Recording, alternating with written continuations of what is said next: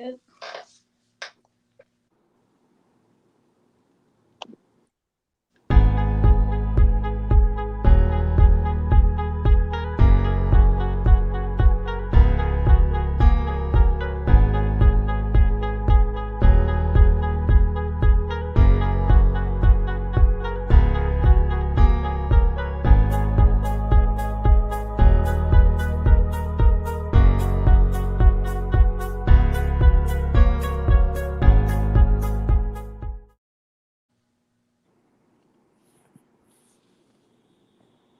Lamont, you're sideways.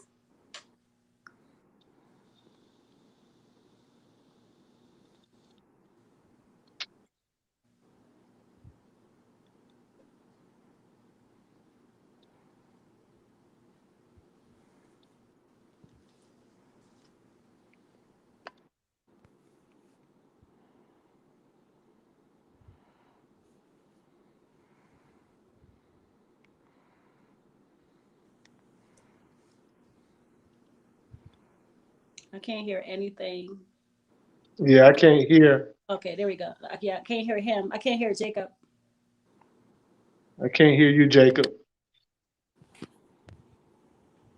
You got your mute on, Jacob.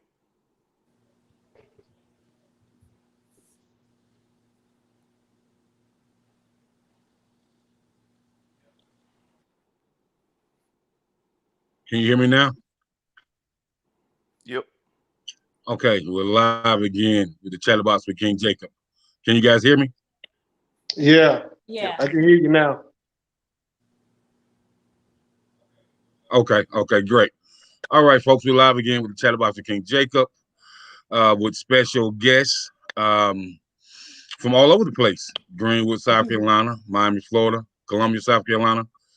And so I'm going to be letting them introduce themselves, starting with you, Pastor Morton, and then, you, Miss Bullets, and then you, Miss Nanton, and then you, Sloan Griffin, City Councilman. My name is Eric Morton. I'm a pastor, 15 years at the Marshall Chapel, the magnificent Marshall Chapel Missionary Baptist Church, community activist somewhat, part of a group called C3. It's called Community, Christ Changing Communities. And I'm a part of that group, have been a part of that group for about 2 years. Love the Lord, love our people, want to see our people do better. All right. Hi, everyone. Good night. My name is Susan Kennedy. I'm the founder and president of Bullets for Life.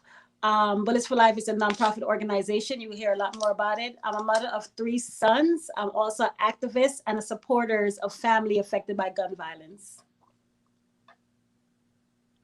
Good evening, everyone. My name is Lamont Popp Nanton. I am the CEO of Ice Squad Entertainment, an independent record label out of South Florida that focuses on changing the narrative in urban music from negative to positive. Our motto is integrity, character, and excellence. That is what the ICE stands for, and that's what we represent. I'm also a part of a illustrious grassroots organization of primarily Black men called the Circle of Brotherhood here in Miami, Florida, where our mission is to solve our own community problems by grassroots strategies from youth development to job placement, job training, manhood training, self-improvement, and everything else that helps our community. So pleasure to be here with my homie Jacob. Thank you. Hey, my name is Sloan Griffin, councilman for the town of Blythewood in Northeast Columbia, South Carolina. It's a pleasure to be here with this great panel. Thank you, King Jacob, for the invite. As always, my brother, it is an honor to sit and chat with you as we do a whole lot there. So community-wise, I'm all over the place. I'm from left to right, wherever I need to be, wherever the Lord places me, that's where I'm at. Probably one of the most easy is accessible members on council here in Northeast Columbia. I'm not hard to find. I'm always joke with my wife and say, even when I'm cutting grass, people stop me. I'll cut the lawnmower off and we'll have an hour, 2 hour conversation. But outside of being a councilman, I'm a husband, a father of one, son almost 2 years old. And then on the other side of that council life, I'm director of emergency management for the South Carolina Department of Transportation, which I cover all 46 counties. So it's a pleasure, like I said, Jacob. So I'm ready, baby. Let's get this thing going. All right. So we're going to dig into this topic, a much needed topic. Why is gun violence growing rapidly in the Black community? And how do we solve this problem? And so I'll let you go ahead and get started, Pastor, and we'll follow the same order that you guys introduce yourselves in. And what was your question again, King? Okay. The question is, why is gun violence growing so rapidly in the Black community? And how do we solve this problem? There could be many reasons why it's growing. One of the main reasons why I think it's growing is fear. I think fear has a lot to do with it. The reason why gun violence is growing, fear of what law can do to us, crooked law enforcement, fear of what we can do to each other. It can be multiple reasons. Fear. I also think the lack of education. I think defunding schools around here and in cities, citywide, all over. It's just amazing how people will fuss about defunding police, but nobody fusses about defunding schools. I think education has a lot to do with it. There's a number of reasons, but I just start with that, and we can, man, go all night about what can be done, and I can just go in reverse order. I just think knowledge is the key.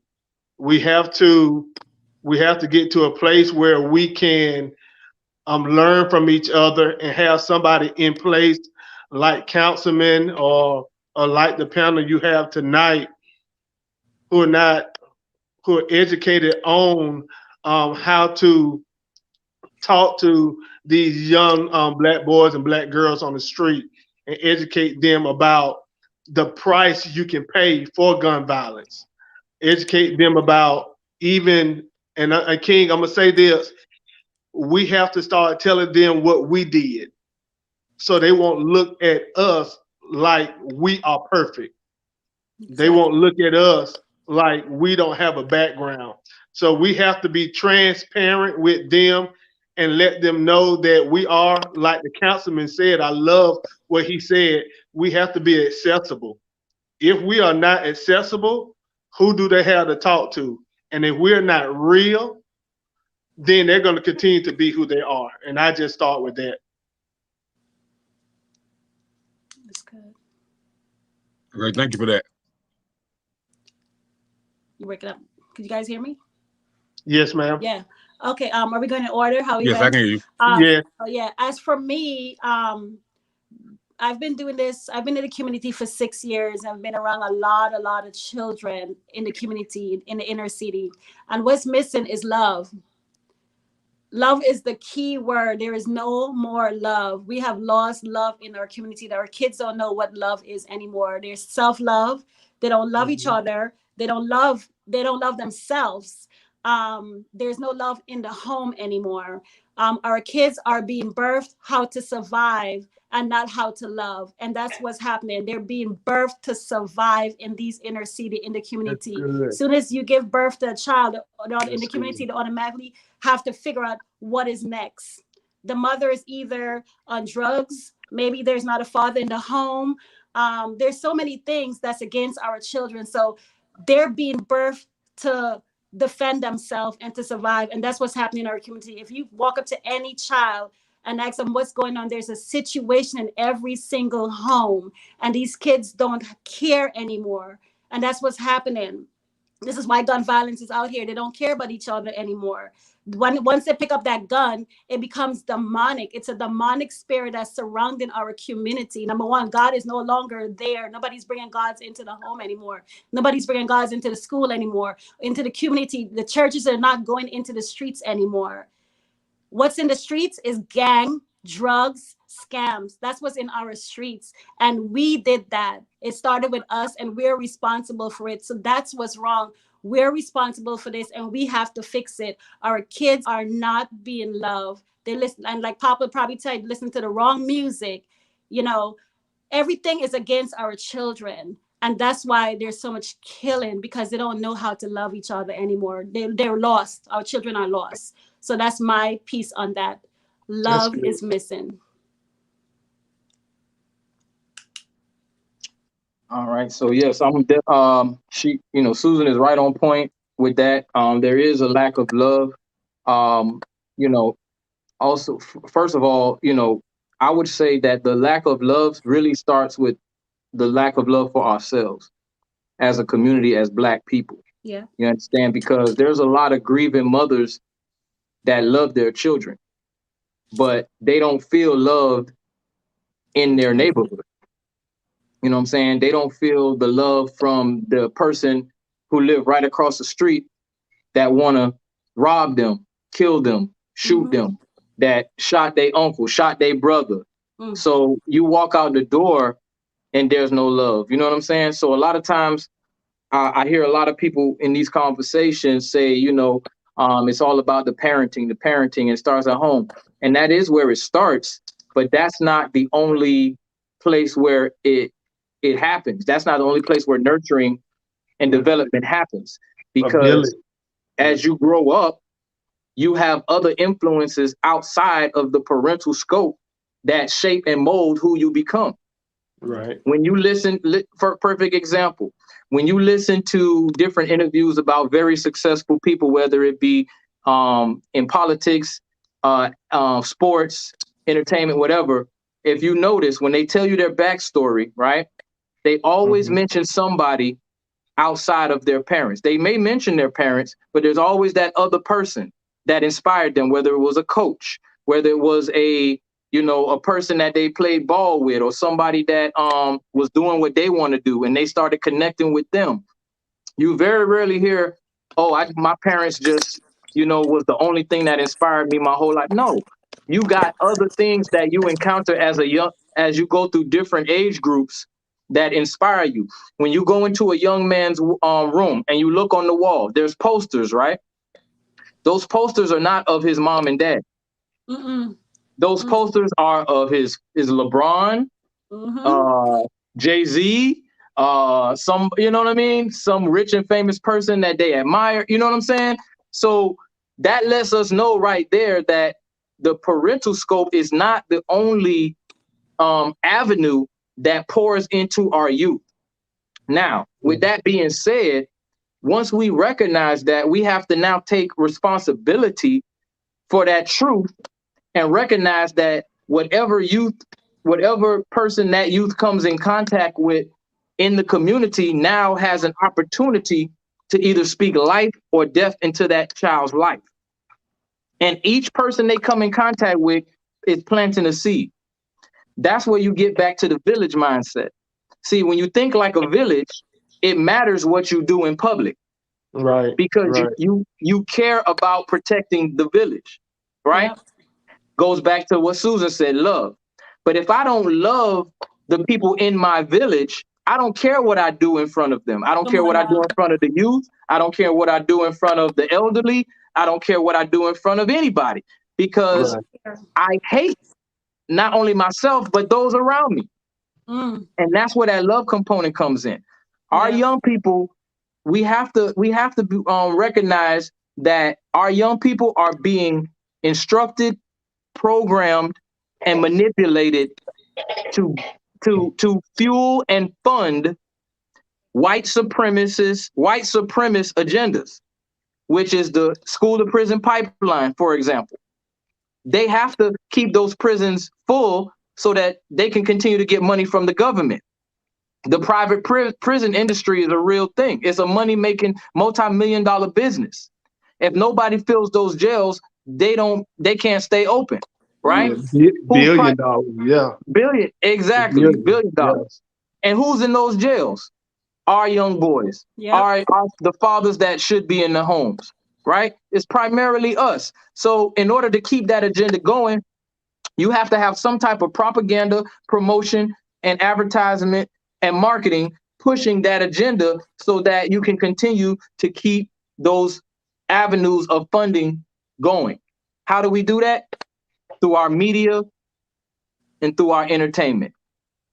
So I'm gonna pause right there and let Jacob continue with the questions, but I will dive more into that aspect because I think that is one thing that has been heavily overlooked in our community, and it's one of those secret weapons that the enemy has been using for decades, right up under our nose, while we just turn a blind eye, and now we're feeling the effects of it in our streets.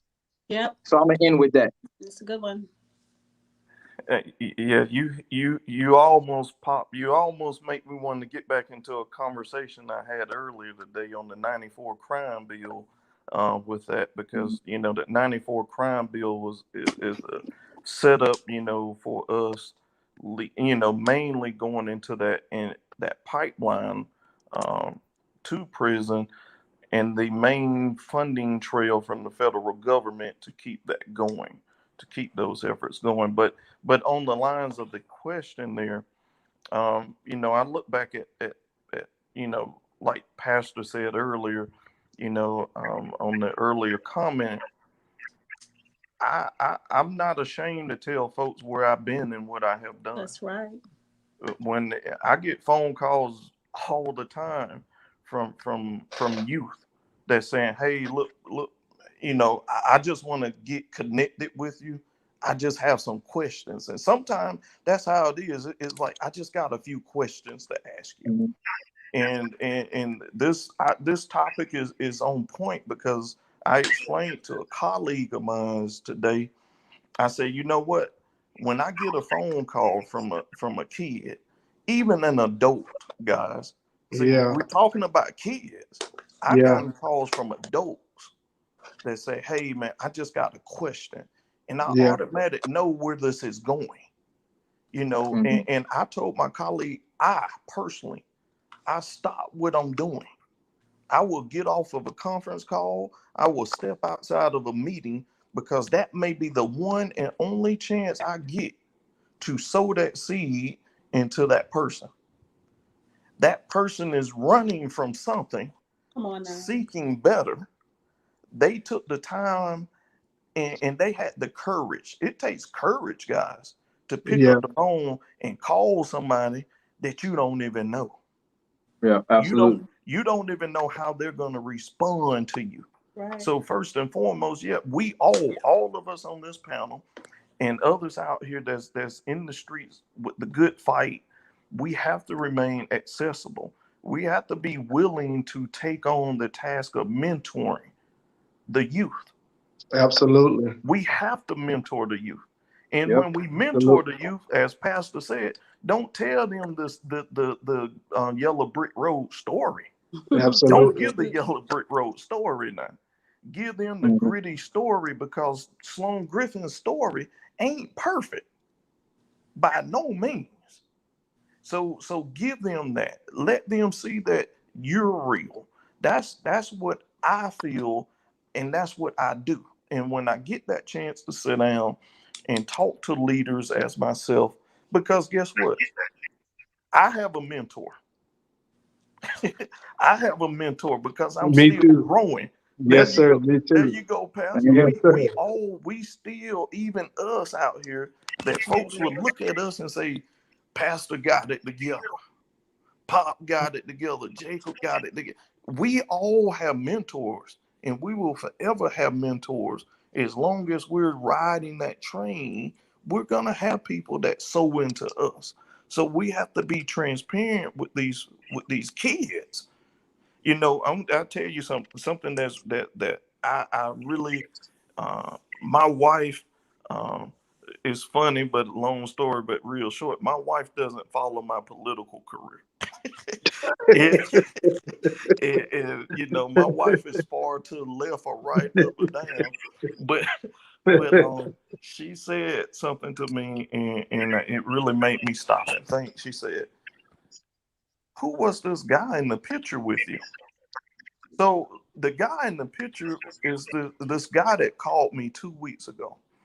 He said, "Hey, councilman, I just moved into your area." He said, "I just got some questions." I did what I just told you guys. I stopped what I was doing. Say, "Hey, brother," I said, "you know, if you want to come by my house, I'm out. I'm actually in the front yard doing some yard work." He said, "Sure." He come down. And we talked, me and that brother talked and talked and talked. And guess what? He's not a kid in trouble. He's transitioning out of the United States Army. And he said, "I'm transitioning from a program life. And I'm trying to get on point on what's really going on in the world because I've been programmed." Wow. We ain't, you know, that's somebody that's been trained by our government. Wow. To defend this country, saying, "Look, I recognize life is going to be different, and I want to be involved where I'm at. Help me see where I can fit in." Right. You know, I went to a Monday, and I hope I don't make people, you know, because I don't care if you're a Democrat or Republican, but I said, "Hey," I called them up last minute. I said, "Come with me. I'm getting on the bus tour with Senator Tim Scott." You know that kid, he said, "Yeah, I don't know. He made some comments." And I said, "Look here, it ain't about the comments. It's about the circle." Yeah. It's about the circle. Let's get you want to seek different. Let's get you around different. I can take you around people that's going to tell you what you want to hear, but I want to take you around a circle that's going to tell you something that you don't think you would ever hear to help you grow. After that, that's what my wife said. "Who was this guy in the picture?" And I told her, I said, "I told you." You know, who's coming with me. But he called me today. He said, "Councilman, I appreciate this." He said, "Because one of the gentlemen I met, black guy, a banker, he's getting out. He did finance in the military. Guess what? He finna get a job coming out the military." So sometimes, you know, for us, we have to be willing to put ourselves out there, even in parties that ain't popular to us black folks, to get some things done. I'm turning that back over to you, Jacob, before I dive in deeper on that question. Hey man, feel free to. So you know, like I said, that I'm glad you guys are here. So the next question is, we covered this a little bit, but I know all you guys can go deep.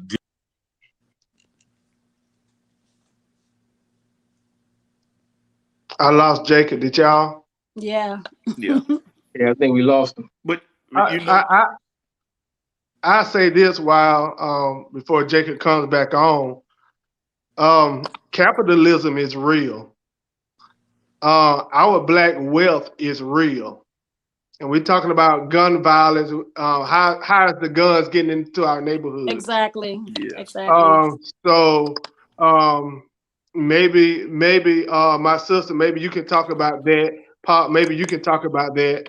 But we have to be real on that end too. I think Pop, I think you talked about and said something about the prison pipelines. And I don't want to, when I check the numbers since 2001, the number had gone down for African Americans, you know, going to prison. But I try to tell people, don't be fooled by the numbers, because they're still high. But we get back to this capitalism and gun violence. How are these guns getting into our community like this? How? So, and Jacob, you back on, but I was just saying something before you finish your question. I'm sorry. Okay, you good, you good. Thank you. I appreciate that. I'm having a little technical issues tonight, man. So I appreciate y'all. The question was raised to me, why is gun violence, growing so rapidly nowadays? And, what's the difference between the 80s and 90s and the early 2000s?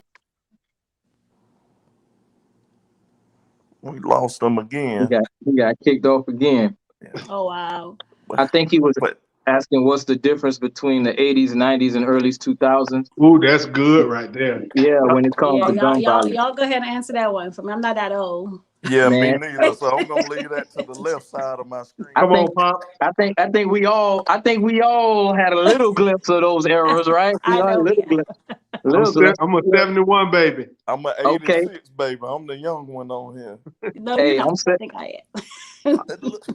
I'm in the 70s too. I ain't gonna say 71, but I'm in the 70s too. But one thing is you got to realize too that the 80s was the crack era. You know what I'm saying? So that was more about money. Sir. You know what I'm saying? It was about money and making money and drugs. So if there was any gun violence, it was mostly centered around the drug culture, you know what I'm saying, and drug selling.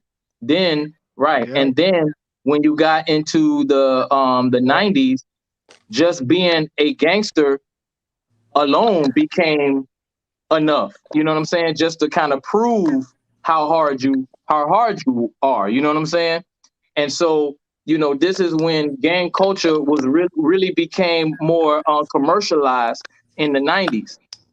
You know what I'm saying? Gang culture become more commercialized. So our young boys was already being primed to become gang members from elementary school.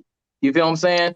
You can ask an elementary school child anywhere in the country in the 90s who are the Crips and who are the Bloods. They'll be able to tell you. They'll tell you what's a Crip and what's a Blood. They'll be able to tell you. You know what I'm saying? And then tying it back into the entertainment industry, around that time is when gangster rap became the primary form of hip hop that we was putting out. So we already had a vehicle. There was already a vehicle in place to push the gangster lifestyle agenda to normalize it to our young boys and make it look glamorous, make it look cool, not make it look dangerous. They put all the glitz, the glamour, the money, and the popularity on it.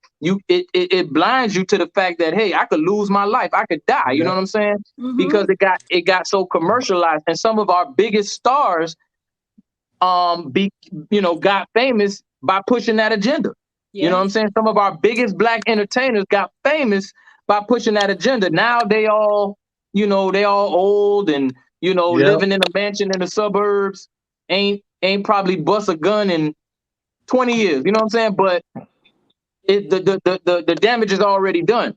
You know what I'm saying? Like the seeds are already planted. The cycle has already started, which was the plan all along, because around the 90s, if you research, there was a secret meeting between the prison industrial complex and the entertainment industry, where the entertainment, the major record labels, heads of major record labels were becoming investors in the private prison system. And the idea, the concept was to push more of the criminal lifestyle to our communities through the artists who already had our people's attention. You understand? Right. Because once they recognized how powerful hip hop was, how it was able to move the masses in any direction that it wanted, this looked like a prime opportunity to make a lot of money off the blood of our people. Right. How do we know this? Remember the conscious rap movement, okay? Still hip hop. Hip hop was able to influence young people to seek college educations. They were more Afrocentric and racially proud of who they were as Black people.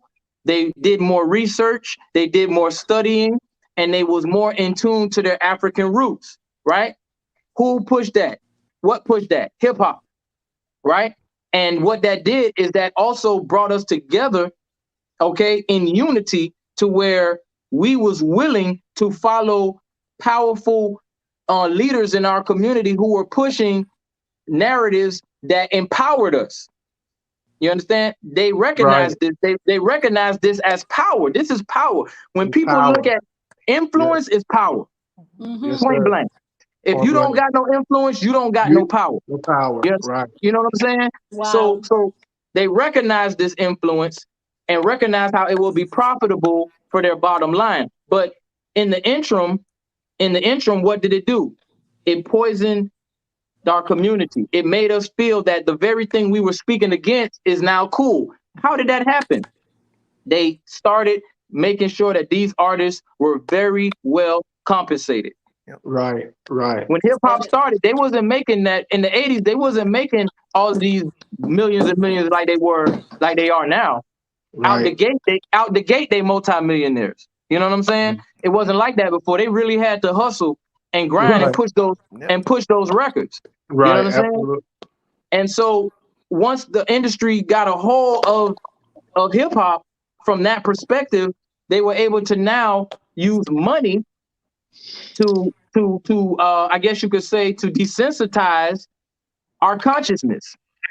You understand? Because if you making $100,000 a year and you coming out the projects and you making $100,000 a year as an artist, you still may be able to hold on to some of your dignity and your integrity. Because that, you know what I'm saying? Because you know that can only go so far, right? But if I offer you $5-10 million and I tell you that this is the direction that we're going with this music, the average young black man in the projects is going to go with it. You understand? They're going to go ahead, especially if their predecessor, the artist that came out before them, was successful. You get what I'm saying? Yeah. And it's a cycle. It's a cycle now. So it's like we have to be mindful of the system that created this, the patterns that led up to where we are, and recognize that we cannot ignore the very things that have our youth attention the most, because we have our own idea of what works, because we're now in our 40s and 50s and 60s. When we was young, marching and and counting on politicians, no offense, councilman, but marching and leaning towards more like politicians and stuff, that was the way to go, because we was just coming out of civil rights movement. You know what I'm saying? So that was more real to us. You know what I'm saying? Now, what's more real to us is what as far as this generation is what they see on them phones, on their TV, and what they hear on the radio.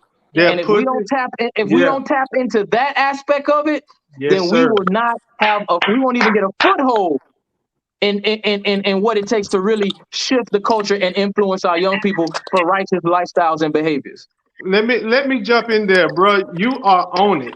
Here I am. I'm 49 years old, right? I'm a pastor of a Baptist church. One of the things that I try to tell some of my colleagues, you have to know the history of hip hop. If you don't know the history of hip hop, how are you going to reach these kids today? Come on now. If you have no idea what Popp just said, if we can get what he just said out on the airways like we are tonight and get it on mainstream, so that that's why I said what I said. I didn't say anything about love like my sister did, and being a pastor, I probably should have. But let's let iron sharpen iron tonight. So thank you for sharpening me up. Let me say this. That's why I said something about knowledge. We are more together than what we realize if we can just get the teaching material out there. Because we have the woke generation right now. Everybody talking about woke. You need to be woke. The woke generation is nothing new. It's nothing new. The woke generation actually comes from the conscious generation. The conscious generation actually got their teaching from W.E.D. Du Bois. That's where that comes from. And you go all the way back to the 1930s on that. So where did W.E.B. Du Bois get his from? He got his from other African American movement. They didn't name it conscious, they named it freedom. And here we are still today. So you have freedom, which is actually conscious. Conscious is actually woke. All of them tie together, meaning the same thing. So they'll push the rap agenda. When did NWA come out? 1987, 88, 89, something like that? Like 87. So when you look at that, NWA didn't start out to be worldwide with what they would want to talk to right there in Compton. That's what they wanted. They wanted to influence the people in their city with their music. But because it got revenue and it got, I think it went over to the Congress, didn't it? Or something like that with them. So when you start looking at, actually trying to ban that music. When you start looking at all we tried to ban it. We were still conscious back then as a community. Yes. As the industry was shifting, we were still conscious. That's why we was trying to ban it at that time. Right. So, and what happened with that? See, the powers that be used that type of rap. They use that type of rap to come against the conscious movement. Because you look at the country movement, like Nas, what he spoke. Jacob was telling me about Nas, so I went back and listened to some of Nas. If you listen to not EPMD, but Public Enemy. Public Enemy, yep. Those guys was teaching the kids on the street what to do and what not to do. KRS-One, one of my favorite rappers of all time. They sleep on him, but the man is brilliant. Brilliant. I believe right now in a rap battle, he can kill anybody in a rap battle right now, but they wouldn't want to hear him because what he's gonna talk about. Self-destruction. We're headed for self-destruction, and so the rappers can't get together today to say anything because it's all about that lean. It's all about just women and cars. So if we can educate these kids, if we can educate and violence, if we can educate these kids, and listen, I'm a pastor. I still listen to certain hip hop. I still do. I tell the church they just might as well get used to it because that's just who I am. So I still listen to music because I want to keep myself balanced because I want to be able to. I have 2 sons. And 1 daughter, all of them are out the house. I got a son that's 30, 1 19, and my daughter's our daughter 26. So everybody on this panel, we should be able to talk their language in some type of way. Some type of way. I mean, I can go on and on, but the powers that be, they are very strategic. They are, and if we don't do the same thing, we would not win our kids back. Right, exactly. The church got to quit. The church have to quit fighting with the streets. We are not against each other. That's right. The church got to go to the street. Meet them where they're at. I like that. I like that. Right. We are in a. Oh, go ahead, sir. Go ahead, Councilman. And I just want to. No, go ahead. You good? No, I just wanted to go back on something Popp was saying about the secret meeting. What happened after that secret meeting? The 94 crime bill. Now you want to talk about some straight BS with capitalism and greed. Sir. Because nobody pushed back on that 94 crime bill for a reason. Everybody, look, I'm a politician. Both sides. But both sides of the aisle. From Republican to Democrat, from independent to wherever you want to be, nobody pushed back on that. All of those jokes. Look, I tell people this all the time.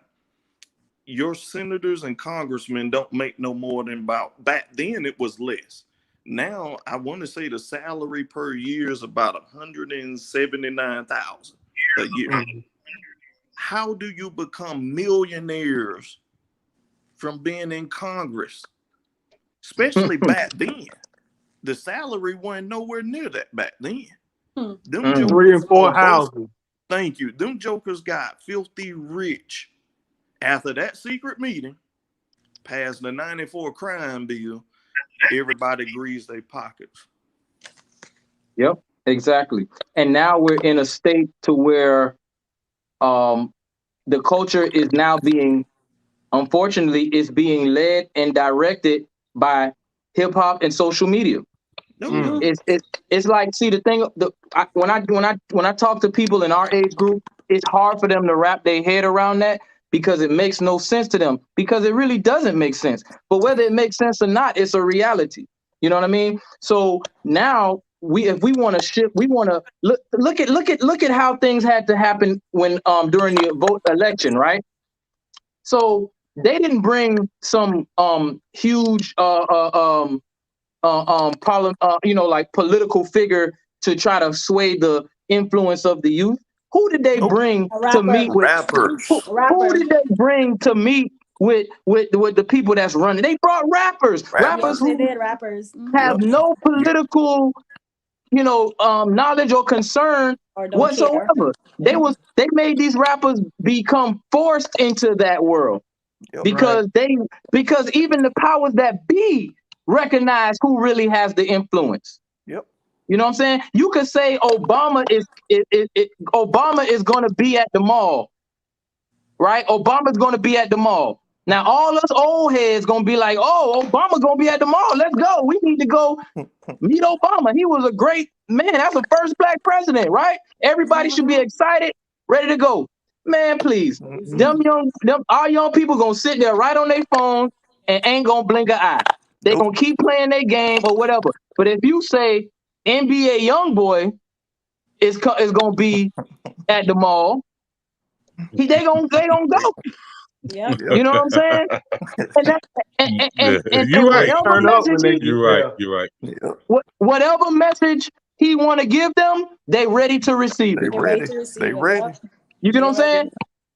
And because of the powers that be recognize this, they was affiliating themselves with the ones who have the influence. It was a big uproar on Black Twitter and Black social media about why did they not call Dr. Boy Anderson? Why they didn't call none of these people that's true leaders in the culture, right? The people who actually understand the issues, the people that actually every day, night and day, stand and fight for change in the Black community. They didn't want to meet with none of those people. Right. You know what I'm saying? And we're talking about running a country. We're talking about political agendas that's supposed to benefit the Black community. And you want to speak to a 19-year-old rapper who talks about murder, drugs, and money all day long. You know what I'm saying? Like it doesn't. You gotta understand the times that we are in, and understand that the plot of the enemy is so strategic that if we don't get out of our own way and stop trying to put old wine into new wine skins, Pastor. Yes, sir. And unless we get on the train that's moving, it's gonna get worse. And the next thing you know, those young people are gonna be in our seats, right, with the same mindset they have right now. Right. Now imagine what type of country we're gonna have. Imagine what type of community we're gonna have. No order whatsoever. It's sad that we have to walk around, and when we see young people, we have to clutch our purse like white folks do when they see us. We shouldn't be like that towards each other. No. But if we don't get some help, my sister, help us on this. If we don't get some help, and if we don't get right, we're gonna be in trouble. Yes, we Now, will. we ain't seen nothing yet. Nope. We haven't seen anything first. Let me bring this up, and I don't want to offend anyone that's watching this. No. You want to say something, Jacob? We lost him? I think he was saying something. I just want to say that I did have Queen Susan down for the keynote speaker. So for the next 25 minutes, I'm going to let her speak. And after you get this out, what you're about to say now, Queen, I would like for you to talk about your nonprofit, and then you feel free to ask the gentleman on the panel any questions that you want, because I do want you to get in the gentleman's mindset to see, you know, what it's like for them in society, how they view society nowadays, because it's different Okay. from when we grew up. So after you ask this question, I'm gonna just have you take the floor for the rest of the show. All right, thank you. Like I said, I don't want to offend anyone that's watching this right now. I have white friends, right? I had a white woman who looked at me and she said, Susan, where you guys think that your children, your black kids are getting these guns from? To go back to you, Pastor, they're getting it from us. This is a white woman telling me we're giving them the guns. We're putting the guns in your community and we watching y'all killing each other. And we're doing it. Right? I had a white woman said this to me, and we know this, where the guns is coming from. We can't afford these guns. Our kids cannot afford guns and go buy guns. These big AKA guns that they're out here shooting, mass shooting. Our kids are now doing mass shooting. They're just spraying each other now. Where's those guns coming from? Who's the system is setting us up to lose our children? And how do we get our kids back? And that's what I want to ask you, gentlemen, once we start. Like, how are we going to get our kids back when the system is set up for us to kill each other and our kids are falling for it? Our kids are dying one bullet at a time from guns that's being put into our community, not by people that look like us, but by other people. So that's what I want to talk about. How do we fix that? But before I get into that, yes, I am the founder of an organization that's called Bullets for Life. This came to me when a 6-year-old boy was killed by a stray bullet. His name was King Carter. I remember when God placed this vision in me like it was yesterday, because it's 6 years ago God gave me this vision. How do we save our children with the same thing that's taking their lives, right? How do we save them with the same thing that's taking their lives? That's why it's called Bullets for Life. God put a vision in me to go into the community, go into the inner city and start creating conversation about gun violence. How do we do that? By asking the community, by asking people with guns to donate one bullet. That's all we asking them for, to create a conversation. Ask them to donate a bullet. I'm like, okay, God, a bullet, right? A bullet for a life. That's what he keeps saying. He kept saying, donate a bullet, right? So I'm like, a bullet for a life. With that, I start going into the inner city. I was working at Nordstrom as a personal stylist, making $90,000 a year. I was $1 million seller, all-star, well-known in the organization, in the company for the work that I was doing. But when God placed that in me, I had to take that leap of faith and leave everything behind and go into the streets and say, donate a bullet to save a life. Since that, we have taken off over 20,000 bullets off the streets. Over 20,000 bullets. Those are conversations that we're having with someone who's either trying to commit suicide, retaliation, revenge, altercation. There's so many things out there that these kids are going and get guns for, and they're losing their lives. So we are taking a bullet off the street. That's taking a life back, right? I had to believe what God is saying, that we're taking a life back with a bullet. Over 20,000 bullets. So with that being said, again, I'm like, okay, God, I'm getting these bullets. They're actually giving me these bullets and creating conversation. So I'm like, what are we going to do with these bullets? I'm walking around. My car is filled with bullets. I'm now known as the bullet lady, collecting bullets off the street and speaking life into our community. Because if I ask you for a bullet, you're going to ask me why you want my bullet. I remember everybody asked me like, well, you popo or something? Why you want our bullets? I'm like, listen, our kids are dying out here. I don't want your mother, your father, your sister, your brother to be the next victim. If you give me that bullet, you don't know who life that bullet just saved. And then they give me that bullet. And this is me exchanging of life. We're speaking life into them. So God, I was like, okay, God, I got all these bullets. He taught me how to destroy it. He took me to the right place to teach me how to destroy the bullets. So we take the bullets apart. We're now taking the deadly bullet, the deadly part out of the bullet, right? So I have mothers who's lost their children who comes to me to take bullets apart to honor their children with these bullets. With that, the bullets are now being turned into something beautiful. What are we going to do with it now? Once you take the deadly part out of it, we turn it into accessories. If you guys see, people all over nationally are wearing a bracelet with a bullet that I've created out of those bullets that God gave me that vision for. We have Nancy Pelosi wearing these bracelets. We have Omari from Ghost wearing these bracelets, Snoop Dogg. But the most important thing is the mothers, the fathers, the siblings who's lost their children are wearing these bracelets with a bullet that came off the streets, right? So we've made thousands of bracelets.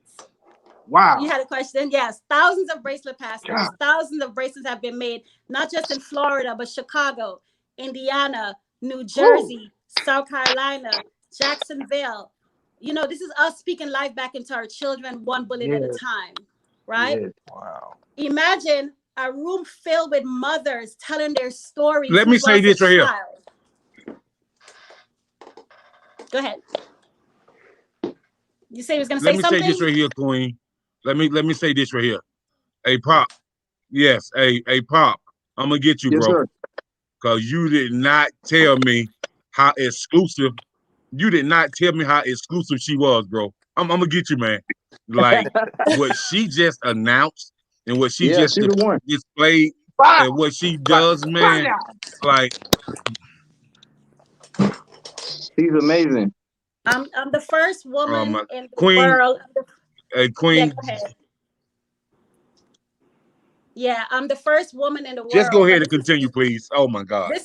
This is me taking a leap of faith, guys. This is, Pastor, you have to know, when God gave me this vision, I couldn't sleep, eat. I cried every single day. How am I seeing these babies? I have 3 sons. My oldest son is 28.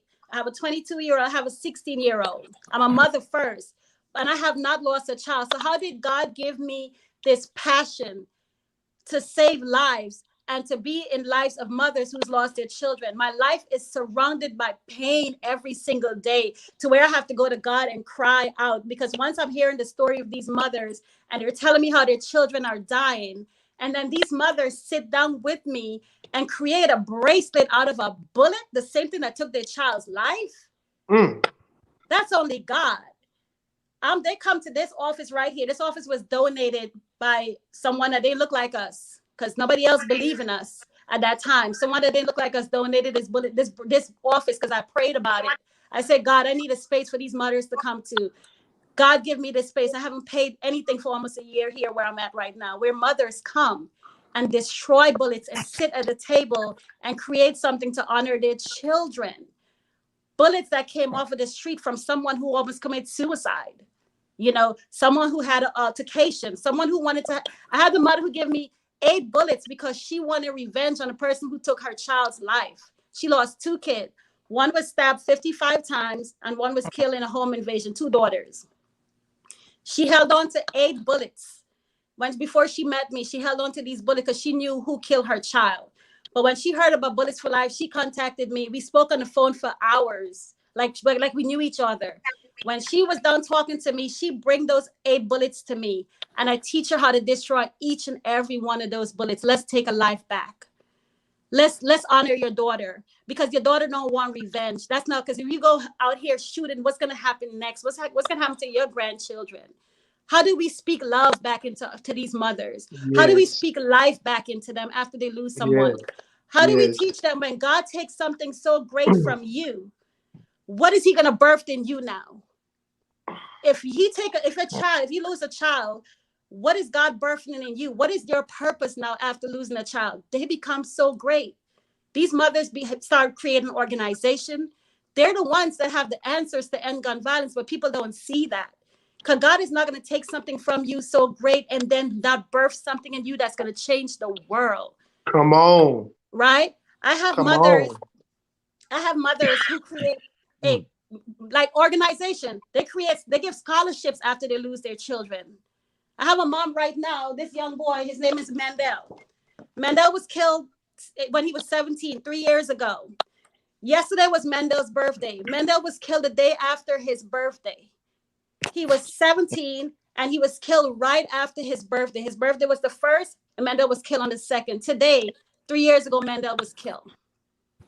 When I met Mandel's mom, I met her when I was working in the community doing what I do, collect bullets off the streets. And she looked at me one day and she said, she was walking around with just flyers to give out, like the reward. And she was like, do you live in this area? I was like, I don't live here. She said, well, here go my flyer anyway. I lost my son a couple months ago. She was by herself. broken. She was broken.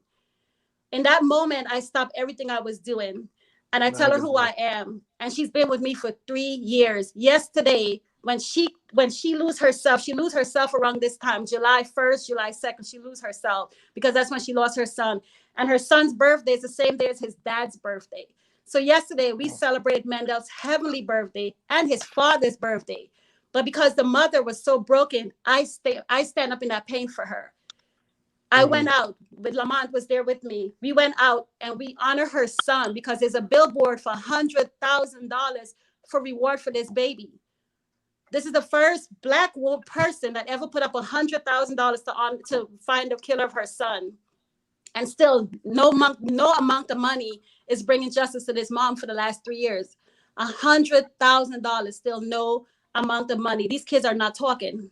And they know who's doing it, but they're not speaking, not even for $100,000. So we honor Mendel today. I just want you guys all to just honor him today, because today is the day that he died, but yesterday was his birthday 3 years ago. So this is what we do. Every day I surround myself with mothers who come to me and I help them get voices. So this mother created a scholarship after meeting me, created a scholarship in Mendel's name. And there's also a law in Mendel's name, because God has birthed something in her because she met the right person to say, you're not alone. You're not alone. And that's all they want to know. You're not alone. We're going to save lives. We're going to take bullets off the streets and we're going to save lives. And that's what we do. She take bullets off the streets. The mother that gave the 8 bullets, she's in Tampa. It's called Bullets for Life Tampa. She's taking bullets off the streets to honor her daughter and create a bracelet out of it to give it to other mothers who's lost their children. So it's a movement of love to bring awareness to gun violence. So that's what it is. This is a movement. My. You guys have any questions? Yeah, I got. That's powerful. Yeah, That's powerful. listen. Y'all, gentlemen, y'all, excuse me. I got a lot. King, I'm gonna try to be short on this. But as you were talking, my queen, I'm steady writing down stuff, right? So this is what I hear. First of all, the first thing I hear, just from the little bit you said, in my spirit, this is what I hear. Vision always is birthed out of pain. Vision always birthed out of pain. Point blank, period. Another thing that rose up today while I was cutting grass, Councilman, I was cutting grass today. Popp, this is what I heard in my spirit, and I start working on it today for Sunday to talk. Of course, not my Independence Day, but anyway, to talk Sunday morning about embracing the season. These ladies are embracing the season, even the season of death. We need to embrace the season of death. If we don't start embracing the season of death or murder, killing, whatever it is, if we don't embrace that, we can't move to our next season. Okay, so I heard that. Another thing that I heard, a bullet for life, I want to connect with that, because one of the things I've been praying for, was, I have been trying to think of, like I said, I'm a part of C3 here in Greenweod, Christ Changing Communities. It's going good, but it's not moving, Popp, like it ought to be moving. And when I heard this, my baby leaped, my womb leaped when she was talking. And I think what's happening today, there is too much competition. There's too much competition. Why in the world do I have to think of something when you already have something, my queen, that's already going, effective, moving? I don't have to be the leader of it. And there are too many people, pastors, I'm going to talk about pastors who want to be in the forefront with their bow ties on and their ties on looking important. But I don't have to be in the front. I just want to be involved. I just want to be involved with what's going on. That's the thing. Thank you, because I want to bring, I don't know how I'm going to do it. I hope we can exchange some information, but I want to bring Bullet for Life to Greenwood, South Carolina, because it's working. Ooh, It's we worse. have, it is. Greenwood has 72,000 people in it, but we're on the top 5 of murder in the nation. Yep, that's true. Wow. Yep. 72,000 people, and we're in the top 5 of murder. Listen, there's some bracelets that need to go around, because I just received a phone call from a young lady who lost her son. Well, actually, my wife received a phone call 2 weeks ago. Jacob, I know you know the young guy that was murdered in his house, right? He was murdered in his house, and the mother called my wife and talked to my wife to let out her pain and her frustration. And my God, we need something like a bullet for a life. Just that in itself will move the needle. All I want is the needle to move. And right now, the needle is not moving. Well, it's time for it's time for the needle to move one bullet at a time. The same way we're losing our children, it's time to save them with the same thing. Because this is a God-given organization. Pastor, when God gave me this movement, I went to every church begging for them to pray over my bullets and believe what God has given me. I'm like, y'all, I just wanted somebody to believe this, like believe what God is like. This is so amazing. This could save lives. Amazing. And nobody believed me. No one did. The church. I had a pastor wife who said to me, I only wear diamonds. I don't wear those. But then next year, Nancy Pelosi's wearing my bracelet. Did you just hear what you just told me? And the next following year, Nancy Pelosi, the Speaker of the House, is on the news talking about bullets for life.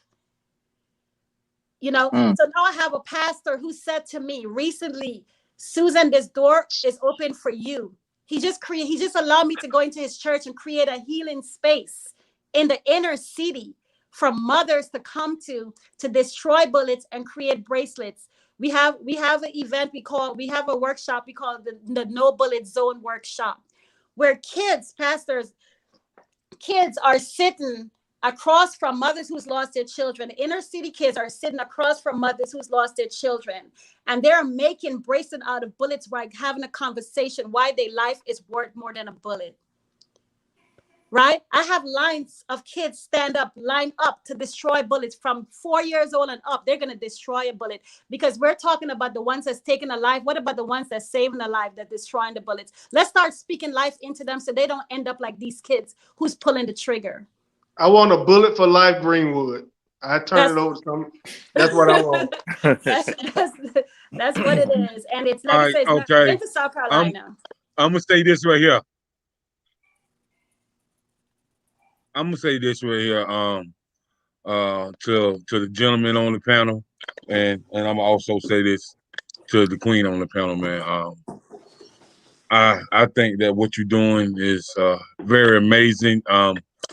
It's very diverse, but I'm also gonna say that it gives me a word, for the night. All I can think about this, I'm gonna say this: there's lessons in my blessing.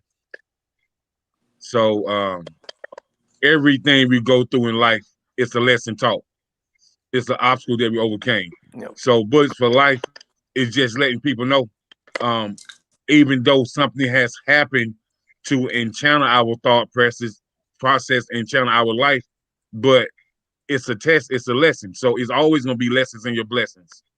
And so I'll just, whatever I can do to help Bullets for Life, because I said on a nonprofit organization. I'm one of the board of.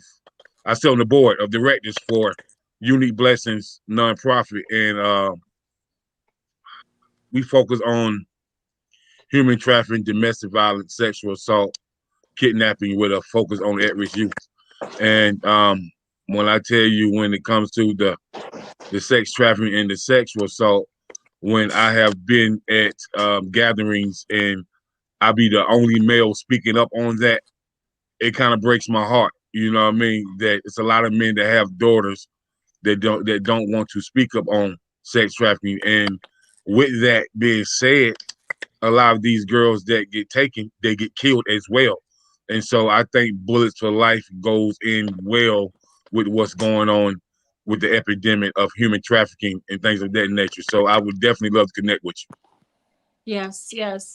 Definitely. Bullets for Life, like, it's not about just the gun violence. It's like an octopus. It's so many things, that Come domestic on. violence. Yep. It's so many things that we can touch. You know, Mhm. I've had families who lost their loved one to because I'm a domestic violence survivor. People don't know, like you said, you know, your pain into purpose. I've had my pain, my share of pain. I've had where my ex-husband said, the next time I see him, I'm gonna put a bullet in your head. But that same man turned around and give me a bullet in my hands instead. Thank God, you Wow. know, that he put that bullet in my hands. The first bullet came from my ex-husband, who said he was going to put a bullet in my head.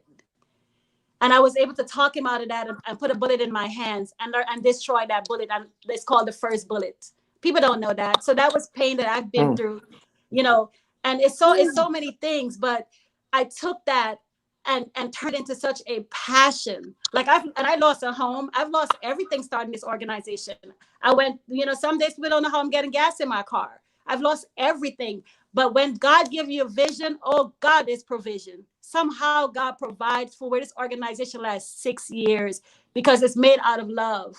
It's not about politics. It's not about money. It's the heart. Where we are able to raise money from mother who couldn't afford a headstone for her son for 6 years. And Bullets for Life was able to raise money for that mom. There was another mother who lost her son, cannot afford a funeral service to bury her child. I had to reach out to pastors after pastors until one pastor said, Susan, I'll do it for you, but you have to be the one to overlook the whole service. I've never done a funeral in my life, but God showed me, and I would stand there with the family, and I did that funeral for them. Made sure they had food. It's so much things that we do. We mentor kids. I have 10 kids in the inner city that I mentor. People bought them toy guns one Christmas, I went in that home and I threw away every single toy guns and teach those kids how to destroy bullets and turn bullets into accessories. It's so many things we can do. We go to the inner city where violence are happening. We just lost a 6-year-old girl to a stray bullet. We still don't have her killer. 6-year-old girl. We lost a 3-year-old we lost a 6-year-old at a 2-year-old birthday party. We lost a 3-year-old at his 3-year-old birthday party. We're losing our babies one bullet at a time. I always say the caskets are getting smaller. The shooters are getting younger. What are we doing? What are we doing? And that's what I'm gonna ask you guys. Where did we go wrong? How did we allow our children, these young men, to not care about shooting? Back in the days, like you said, back in the days, they didn't shoot mothers, they didn't shoot children. Why are we here where they don't care anymore? Like I said, there's no love, but how did it get so demonic? Where did we go wrong? As grown people, we all are responsible. So that's what I want to ask. Where did we go wrong to where our kids really don't care about their own lives? Well, let me just jump in on that, Susan. It goes back to exactly what you're doing. You're speaking life, right? And I truly believe, just like the word says, that life and death is in the power of the tongue, which is why I am so adamant about artists taking more responsibility for their lyrics, because you are broadcasting imagery and messaging that can take root in a young, impressionable young person's mind, and end up manifesting into destructive behaviors. But you don't think about that because you're just in the studio, making a song, and then, and having fun. But at the same time, you're actually speaking death over people. You understand? And so I think that we got so far away from speaking life into our young people to where death has become the norm.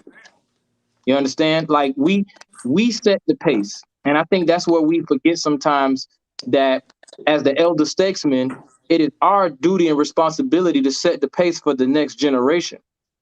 We cannot just, kind of like brush it off as if it doesn't matter and just say, oh, it's just entertainment, or, it's not that serious. Yeah, it may not be that serious for you at almost 50 years old, right? It may not be serious for that serious for you, because you know that you're just perpetrating a fraud to be popular and make some money. But there's somebody whose life is now being affected by what you're doing. You understand? And then, as a community, we have to stand up and take responsibility for what we allow to be projected to our young people. Yes, sir. We Yep. live in a city, in our city right now, just in the past 2 months, Mm-hmm. just in the past 2 months, we had like over 40 killings. Yeah. You understand? In the past 2 months, there's been like an onslaught of drive-bys and murders, like back to back to back to back to back to back, right? At the same time, while this is going on in our city and we're having press conferences, we're hashtagging stop the violence. We're doing all of the, we're telling everybody, put the guns down and stuff like that. At the same time, we got in heavy rotation on Black radio stations songs that advocate, promote, and glorify murder. Yep. Yep. We are playing there our own radio stations now that cater to our community where all the death and killing is taking place. We riding in our car and we're turning on the radio, hearing the soundtrack Yep. to the death Yep. by songs sung by our people Yep. and stations that are playing this music. That's our state, supposed to be our station. You understand? And do you know how morbid and demonic that sounds to know that we are mourning the death of 3-year-olds, 4-year-olds, 5-year-olds from drive-bys, and then we got the nerve to here's the newest, hottest record out right now. Check this out. You know what I'm saying? Murder, murder, kill, kill. Right here on 103. You know what I'm saying? Like, yo, when are we gonna wake up and understand that we have a responsibility, not as just as parents, but as a community? Whatever arena that you in, pastor, you have a role as a pastor. Councilman, you have a role as a councilman. Jacob, you have a role as media. Susan, you have a role as a grassroots organization. I have a role as an entertainer and working in the entertainment industry. We're all a part of the village. Nobody's exempt. You understand? Because why? Our young people are being influenced by the culture that we create and that we allow to take root in our community. So unless we say, you know what, enough is enough. I will no longer promote. I will no longer profit off of the death and destruction of our youth until we get to that place of frustration, then it will not stop. Because guess what? Young people recognize what's important to us and what's not. We can tell them one thing, but our actions is what really matters to them. And if they see that we're willing to promote violence, killing, and destruction to them, and then got the nerve to tell them to stop killing, then what we saying is just a joke to them. We're not taking it serious. So we can march 100 miles, but until we say that we're going to remove this out of our culture as a normalcy, then the youth will not take us seriously in trying to change that narrative. You're right. Yep. So I do. Gotta speak life, baby. So let me ask you a question then, Popp. Let me ask you a question. As far as a young man told me this, he said, "All I know is the streets. My daddy was in the streets. My uncle's in the streets.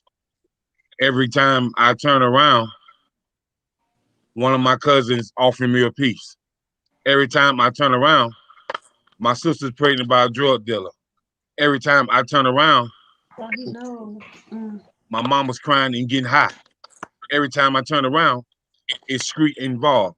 So what do I do as a young man? Do I just run away and crawl under a rock? What do I really do?"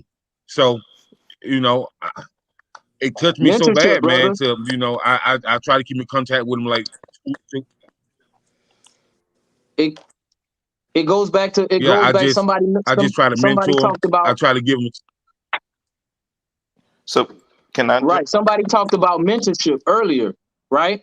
That's the key, man. You gotta show these young men something different. Right. They gotta see black men in a different light. And the only way they're gonna see black men in a different light is if they be around black men doing something in a different light. Yeah. So that's where mentorship comes in. Because if he don't see another reality, he's not even gonna think it's possible. You gotta break that cycle. So you gotta break that cycle. Can I say? Right, right. I'll say something on this for a second. And Pastor, no, I'm from Greenweod too. Just so y'all know, by the way, I left Greenwood, not Okay. on bad terms. My family's still in Greenwood, but Pastor and Jacob would know of an area in Greenwood they call what? Greenwood Gardens. Yes, sir. Where they called it the Gardens, and is now Right, King's right, Place right, Apartments. But you know, I spent about right. 13 years down there when my mom and dad separated. And you know, I come from a great family. Nothing wrong with my family. Not one bit. But you know, growing up down there taught me something different. You know, my dad, you know, side of the family, you know, business community there in Greenwood. You know, that everybody knows them. My mom's side the same way. My granddad, you know, painter in town.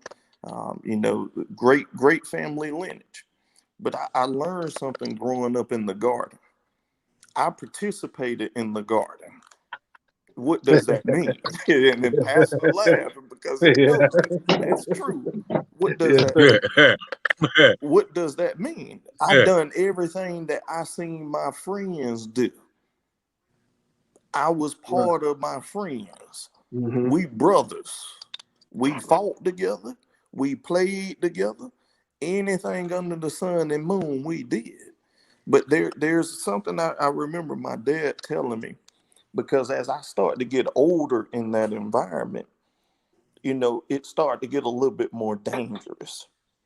You know, I remember, gun, you know, the first time I held a gun was in the garden. The first time I fired a gun was in the garden. And I was hanging out with that crew. But my dad told me something that stuck with me and is still with me now. He said, don't be a fool. Don't be a fool. Be your own man. Be a leader. Lead Yes. yourself. Yep. Don't let somebody else lead you, because son, that ain't in your DNA. So that stuck with me, and I remember. I don't know, Pastor. You remember when I went to work for the city fire department? Mm-hmm. I I went don't to work. remember. I don't. Uh-huh. See, look, I went to work 2005, and I told you Okay. guys I'm a young guy. Uh, 2005, let me tell you, when I graduated high school, the guys that I hung out with from the area did not graduate with me. mm, I'm telling you, did mm. not graduate with me. We talking a circle of 20, 25 people that were dropping off like flies. You know, Wow. how your mom, and you know, a lot of us were in single parent homes too now. Down there, a lot of us were in Yeah. single parent homes. I didn't see mom and dads in the garden. Right. I Right. seen Right. moms raising boys and Mm-hmm. or boys and girls. But I walked that stage by myself. My mama said, "Look here, boy, I got my mama had a college degree when we were down there. My mama said, look here, I got my high school diploma. You're gonna at least get that diploma." And when I got that diploma, Pastor, you remember Ben Terry, right? Yes, sir. Ben Terry. Let me tell you something. I worked at Lowe's my senior year. Okay. I met Ben Terry. Ben Terry was what? One of the only black firemen in the Yes, city, sir. right? Yes, sir. Yes, sir. So Yes, sir. Ben Terry, they were doing the boot drive. And I played football and stuff at Emerald. And Ben said they out there collecting MDA, you know, fundraising money. He said, "Hey man, I ain't know Ben Terry from nowhere." He Uh-huh. said, "What you gonna do when you finish high school?" Man, I don't know, man. I'll just hang out, work at my dad's shop. He said, "Man, you need to come to the fire department." I said, "Man, black people don't run in no burning buildings." Like, that's what I told them. Black people don't run in no burning buildings. Let me tell you something. Let me tell you something. Yeah. Let me let me let me let me tell you something. Let me tell y'all something. And I always and forever will give credit back to Ben Terry. Anybody that know me and know my history from that point, no. Ben Terry, the one gave me an application to the city fire department. That next time I seen him at Lowe's, he said, fill it out. Wow. I said, he said, you remember Ben, he pushed you. He said, Yes, sir. fill that out, man. Yes, sir. Legend. He said, fill that out. I Yes, filled sir. it out. I had that job before I walked across the stage, pending me getting my high school diploma. But guess what? There was a problem, guys. The problem was I still lived in Greenweod Garden. Yeah. So my friends, they didn't, so they said, why you up there working with the Popo? I used to tell them guys, I ain't Popo, man. I'm with the fire department.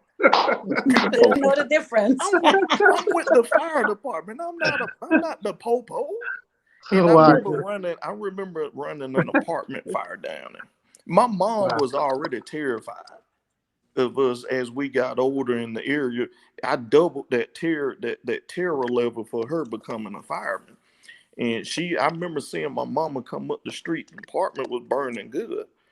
And some of the guys that were heavy into the drug world seen me. They labeled me as being Popo.